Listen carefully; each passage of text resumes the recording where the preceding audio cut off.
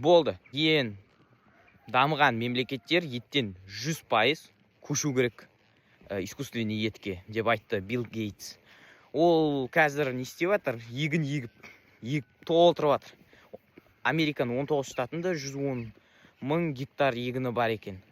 Ол білмеймін, законно или нет, әйтеуір ол басқа посредниктер арқылы сол егіндерді ұстап тұр. Ол посредниктер официально осы Гейтспен несі қатынасы жоқ, бірақ бәрібір ол Гейтстің жері деп саналады.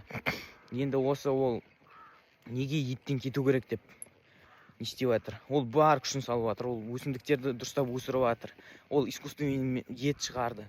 Және де осы адамдарды еттен алу керек дейді. Африка сияқты дамымаған мемлекеттер жайт ет жей берсін дейді. Ал осы дамыған мемлекеттер 100% полный көшу керек дейді еттен.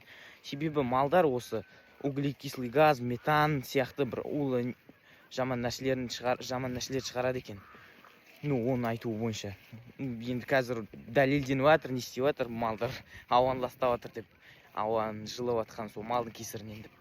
Және де бір айтқаны, оның тағы да бір қызық айтқаны.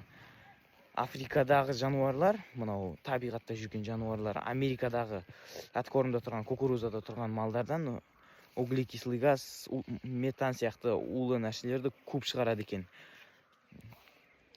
50%-ке ма көп шығарады деді.